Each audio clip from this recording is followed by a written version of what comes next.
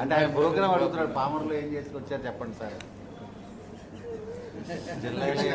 జిల్లాలో మొట్టమొదటిది అది మా పోటీ చెప్పండి.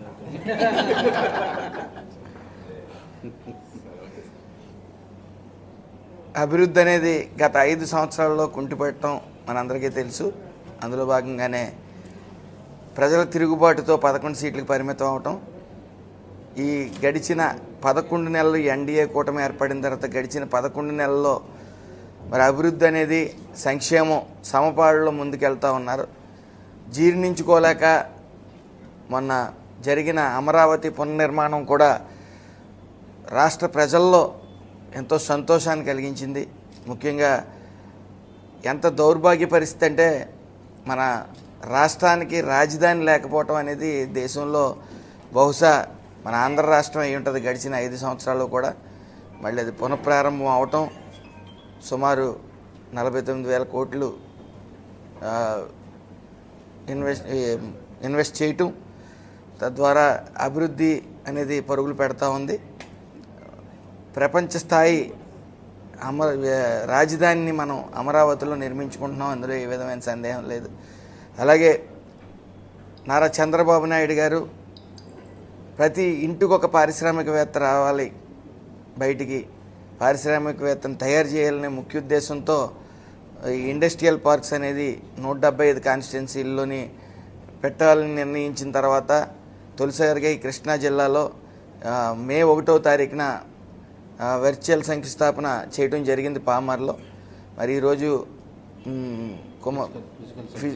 ఫిజికల్ శంకుస్థాపన ఈరోజు నిర్వహించడం, సుమారు 11.2 కోట్లతో అక్కడ సుమారు 26,000 ఎస్ఎఫ్టీ అక్కడ అందుబాటులోకి తీసుకురావటం, సుమారు 30 మంది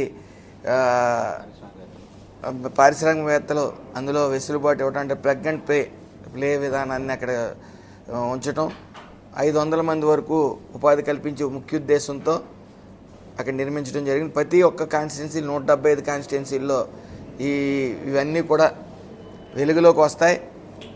అందరికీ ఉపాధి కల్పించటం, నిరుద్యోగ సమస్యని సుమారు 8 లక్షల కోట్లు పెట్టుబడులు తీసుకుని వచ్చి నిరుద్యోగ సమస్య కూడా లేకుండా చూడాలి. ఏదైతే 20 లక్షల ఉద్యోగాలు ఇస్తామని చెప్పి ప్రకటించారో చంద్రబాబు నాయుడు గారు, అందులో భాగంగా కూడా సుమారు 2-3 లక్షల ఉద్యోగాలు అతి త్వరలో 2 ఇయర్స్లో అందుబాటులోకి వస్తాయి. అదేవిధంగా ఈరోజు కృష్ణా జిల్లాలో ఉన్న ఇంకా అభివృద్ధి పనులు ఏం చేయాలి, ఎక్కడ మనం ముందుకెళ్ళవలసి ఉందనేది ఎమ్మెల్యేలు అందరం, స్థానిక మంత్రివర్యులు కొల్లు రవీంద్ర గారు, అలాగే కుమార్ రాజా గారు, రాము గారు, కృష్ణప్రసాద్ గారు అందరూ కూడా కూర్చోవడం జరిగింది. 2 ఎమ్మెల్యేలు అవుట్ ఆఫ్ స్టేట్ ఉండటం వల్ల అందుబాటులోకి రాలేకపోయారు. మరి అభివృద్ధి ఇప్పటి వరకు ఏం జరిగింది, ఇంకా జరగవలసినవి ఏమున్నాయనేది దాని మీద చర్చించడం జరిగింది.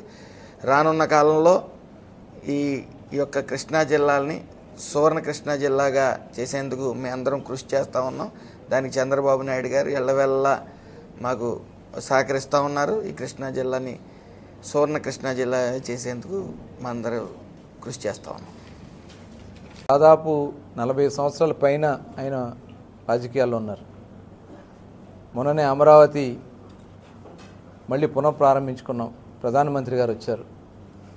ప్రజలు స్వచ్ఛందంగా రాష్ట్రం నుంచి మేము బస్సులు పెట్టడానికి సరిపోలే, దాదాపు 5 లక్షల మంది పైన మరి ప్రధానమంత్రి గారి సభకు రావడం అనేది నిజంగా ప్రతి ఒక్కరి గుండెల్లో ఏ రకంగా ఉందనే దానికి ఇదే ఒక నిదర్శనం. ప్రధానమంత్రి గారు కూడా ముఖ్యమంత్రి గారు చేస్తున్నటువంటి కార్యక్రమాలను నేను మొట్టమొదటి నుంచి కూడా ఫాలో అవుతానని చెప్పడం అనేది అలాంటి నాయకుడు ఉండడం మన అదృష్టం. ఇవాళ చూసాం జగన్మోహన్ రెడ్డి గత ప్రభుత్వంలో. మేము మొట్టమొదటి నుంచి చెప్తున్నాం, ఆనాడు రాజశేఖర రెడ్డి గారు ముఖ్యమంత్రి అయినప్పుడే వాళ్ళ అవినీతి కార్యక్రమాలు ఏ రకంగా స్టార్ట్ అయినాయని చెప్పి ఆ రోజు నుంచి పోరాటం చేస్తున్నాం. ఇవాళ అది రుజువైంది. ఓబులాపురం జడ్జిమెంట్ నిన్న వచ్చింది. ఓబులాపురం జడ్జిమెంట్లో 7 సంవత్సరాల శిక్ష పడిందంటే ఆనాటి నుంచి చేసినటువంటి పోరాటం, ఆ పోరాట అనేక మందిని ఇబ్బంది పెట్టారు, జైల్లో పెట్టారు. మా వాళ్ళ మీద కేసులు, మొన్నటి వరకు కూడా కేసులు దాదాపు 23 మంది మీద పెడితే 3 చనిపోయారు. 20 మంది మీద మొన్ననే లాస్ట్ మంత్ కేసు కొట్టేశారు. ఇది తెలుగుదేశం పార్టీ ప్రజలకి జవాబుదారీగా ఉండదనేది ఇదే ఒక నిదర్శనం. ఇవాళ జగన్మోహన్ రెడ్డి చేసిన దీంట్లో ఓబులాపురం కేసులో ఖచ్చితంగా జగన్మోహన్ రెడ్డి కూడా పాత్ర ఉంది. తప్పకుండా అవన్నీ కూడా బయటకు వస్తాయి. లిక్కర్ స్కామ్ ఆల్రెడీ ఇప్పుడు చూశారు ఎంత వస్తుందో, ఎక్కడెక్కడ ట్రాన్సాక్షన్ జరిగినాయి, ఎవరెవరు దీన్ని అనుకున్నారు, అధికారులు ఎవరున్నారు, అన్నీ బయటకు వస్తున్నాయి. సూత్రధారి కూడా బయటకు వస్తాడు. ఎవ్వరూ తప్పించుకోలేరు. చాలా పారదర్శకంగా ఈ ప్రభుత్వం పనిచేస్తుంది. ఖచ్చితంగా ఈ రాష్ట్రాన్ని ప్రజలందరూ కూడా గమనించాలి. ఎవరు ముందుకు తీసుకెళ్లరో, ఎవరు అధపాతాళంగా తొక్కగలరో ఆల్రెడీ గమనించారు. ఇవాళ మళ్ళీ కులాలని చెప్పి, మతాలని చెప్పి, లేకపోతే రకరకాల కుట్రలతో మళ్ళీ జగన్మోహన్ రెడ్డి బయలుదేరుతా ఉన్నాడు. దాంట్లో భాగమే మొన్న తిరుపతి ఇష్యూస్ని, ఆవులు చనిపోయినాయి అని చెప్పి అక్కడ రెచ్చగొట్టే కార్యక్రమం. అలాగే మొన్న రాజమండ్రిలో ఒక పాస్టర్ చనిపోతే దానికి మతాల మధ్యన చిచ్చు పెట్టే కార్యక్రమం. మరి ఇలాంటి కార్యక్రమాలన్నీ కూడా ముస్లిం సోదరుల మధ్యన చిచ్చు పెడతానికి వక్బు దీని మీద తప్పుడు సమాచారాలు ఇవ్వడం, ఇవన్నీ కూడా ఒకసారి ప్రజలు గమనించి మరి ఈ మంచి ప్రభుత్వాన్ని అండగా ఉండాలని కోరుతాం. అందరూ చెప్పేసి మా ప్రాబ్లమ్స్ చూద్దాం, మీరు ఒకసారి ఏంటంటే వాళ్ళందరూ బయట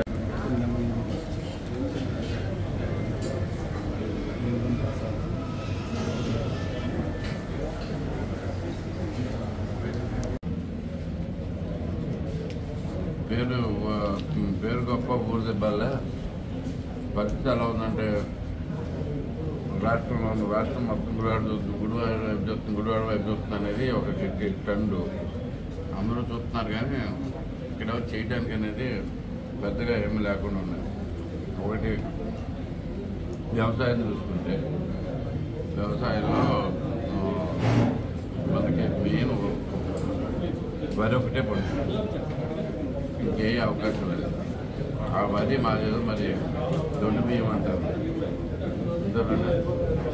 వాటర్ ఇష్టం అనేది వాళ్ళు చాలా దొంగల కింద చూస్తున్నారు. మేజర్గా వాళ్ళ బాధ డైరెక్ట్గా చెప్తున్నారు. వాళ్ళు ఏం చెప్పారంటే మమ్మల్ని దొంగల కింద చూస్తున్నారు, మాకు వాటర్ లేకుండా అత్యధిక ఆదాయం రాష్ట్రానికి వీటిలో అటుపక్క నుంచి గోదావరి జిల్లా రైతులకేమో గోదావరి నీళ్ళు వచ్చేస్తుంది. ఇక్కడ నుంచి కృష్ణా నుంచి అనేసరికి అసలు ఏమీ లేకుండా పోతుంది. సో ఇది ఒక మేజర్ ప్రాబ్లం. వీళ్ళు తోడుకోవాలన్నా కానీ వాళ్ళకి ఒక రోజు ఎక్స్ట్రా నీళ్ళు వెళ్ళా కానీ అందరూ రొయ్యల చేపలు ఇచ్చేస్తున్నాను, చేపల చేపలు ఇచ్చేస్తున్నాను. ఈ గోళ్ళు అయిపోయింది. అది గౌరవ ఇన్ఛార్జ్ మంత్రివర్యులు సుభాష్ గారు నాయకత్వంలో రావడం, ప్రతి 2 నెలలకు ఒకసారి డిఆర్సీ మీటింగ్ కలెక్టరేట్లో పెట్టుకుంటున్నాం. అలా కాకుండా నియోజకవర్గాల్లో కూడా ఎమ్మెల్యేలందరం కూడా కూర్చుని స్థానికంగా ఉన్నటువంటి సమస్యలన్నీ కూడా చర్చించుకోవాలని చెప్పి అనుకున్నాం.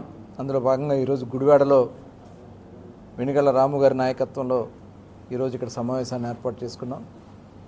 మరి ఈ కార్యక్రమంలో పెడన శాసనసభ్యులు కాగిత కృష్ణప్రసాద్ గారు, అలాగే పామర శాసనసభ్యులు వర్ల కుమార్ రాజా గారు, ఇంకా కొంతమంది శాసనసభ్యులు ఇంకా రావాల్సి ఉన్న వాళ్ళు వేరే అందుబాటులో లేరు. ఇవాళ చాలా డీటెయిల్గా మేము చర్చించుకున్నాం. ప్రభుత్వం అమలు చేస్తున్నటువంటి ఈ 10 నెలలు అవుతుంది దగ్గర మేము వచ్చి, ఈ 10 నెలల్లో అనేక కష్టాలు ఇబ్బందులున్నా గౌరవ ముఖ్యమంత్రి చంద్రబాబు నాయుడు గారు ఒక్కొక్క కార్యక్రమాన్ని కూడా ముందుకు తీసుకెళ్తున్నారు. పెన్షన్లు కానీ, అదేవిధంగా గ్యాస్ సిలిండర్లు, ఇవాళ ఏదైతే గత ప్రభుత్వంలో వాళ్ళు చేసినటువంటి భూ హక్కు చట్టాన్ని రద్దు చేయటం, అన్నా క్యాంటీన్లు తెరిపించడం, మెగా డిఎస్సి కండక్ట్ చేయించడం, అదేవిధంగా మొన్ననే మత్స్యకారుల సేవా కార్యక్రమాన్ని స్టార్ట్ చేయటం, 20,000 రూపాయల చొప్పున మన జిల్లాలో కూడా పెద్ద ఎత్తున వాళ్ళందరికీ కూడా అందించడం కూడా జరిగింది. అదే రకంగా రేపు స్కూళ్ళు తెరిచే నాటికి కూడా తల్లికి వందనం అందించాలని చెప్పి ఎంతమంది బిడ్డలున్నా వాళ్ళకి స్కూళ్ళు తెరిచే నాటికి ఆ ఏర్పాట్లు కూడా జరుగుతున్నాయి. రైతులకి సంబంధించి కూడా రైతులకి త్వరలోనే మనం ఇస్తామన్న కార్యక్రమాన్ని కూడా స్టార్ట్ చేయటం, ఇవాళ నిజంగా చరిత్రలో గుర్తుండిపోయే విధంగా రైతులు ధాన్యం పండిస్తే 24 గంటల్లో వాళ్ళ అకౌంట్లో మిల్లుకి చేరిన తర్వాత 24 గంటల్లో వాళ్ళ అకౌంట్లో డబ్బులు పడతాం అనేది నిజంగా ముఖ్యమంత్రి గారికి హ్యాట్స్ ఆఫ్ చెప్తా ఉన్నా. ఈ రకంగా ప్రజల కోసం, ప్రజల సంక్షేమం కోసం నిలబడినటువంటి కార్యక్రమాలు ఉన్నాయి. అలాగే జిల్లాలో కొన్ని సమస్యలు ఉన్నాయి. ఇప్పుడు ఆల్రెడీ మన బందరపోర్టు జరుగుతుంది. అలాగే అక్కడ ఫిషింగ్ హార్బరు, ఇక్కడ బెల్ కంపెనీ కూడా త్వరలోనే ప్రారంభోత్సవం చేసుకోవాలి. అదే రకంగా అవినగడ్డ దగ్గర మొన్న ప్రధానమంత్రి గారు ఒక డిఫెన్స్కి సంబంధించింది కూడా మొన్న ఆయన అక్కడ శంకుస్థాపన చేయడం జరిగింది. అదేవిధంగా మరి ఇప్పుడే ఎంఎస్ఎంఈ ప్రోగ్రాం పామర్లోనే ఫస్ట్ స్టార్ట్ చేసుకున్నాం. మొత్తం ఈ పార్లమెంట్లో 7 నియోజకవర్గాల్లో కూడా అవన్నీ కూడా స్టార్ట్ చేసుకోవాలి. అలాగే గుడివాడలో ఫ్లైఓవర్స్ చాలా ఫాస్ట్గా ఫ్లైఓవర్స్ జరుగుతున్నాయి. ముఖ్యంగా గత ప్రభుత్వంలో చేసినటువంటి తప్పిదాలు చాలా ఉన్నాయి. ముఖ్యంగా ఇప్పుడే రాము గారు చెప్తా ఉన్నారు, G+3 ఇళ్ళు ఇక్కడ నిర్మాణం చేశారు, దానికి సరిపడా వాటర్ సప్లై లేకుండా ఉంది. దాన్ని ఎలా మనం రీచ్ కావాలని చెప్పి మేము అది ప్లాన్ చేస్తున్నాం. అలాగే ఈ సమ్మర్లో చేపట్టాల్సినటువంటి కార్యక్రమం ఇరిగేషన్ ఇమ్మీడియట్గా మనం ఏదైతే పంట కాలువలు, మురుగు కాలువలు అన్నీ కూడా సరి చేసుకోవాలి. వీడ్ రిమూవల్ కానీ, O&M వర్క్స్ కానీ, అదేవిధంగా కొన్ని షట్టర్స్, గేట్స్ అన్నీ కూడా బాగు చేసుకోవాల్సి ఉన్నాయి. అవన్నీ కూడా డిస్కస్ చేసాం. కొన్ని రోడ్స్ కూడా చాలా దారుణంగా ఉన్నాయి. ఆ రోడ్స్ అన్నీ కూడా మనం డిస్కస్ చేసుకోవడం జరిగింది.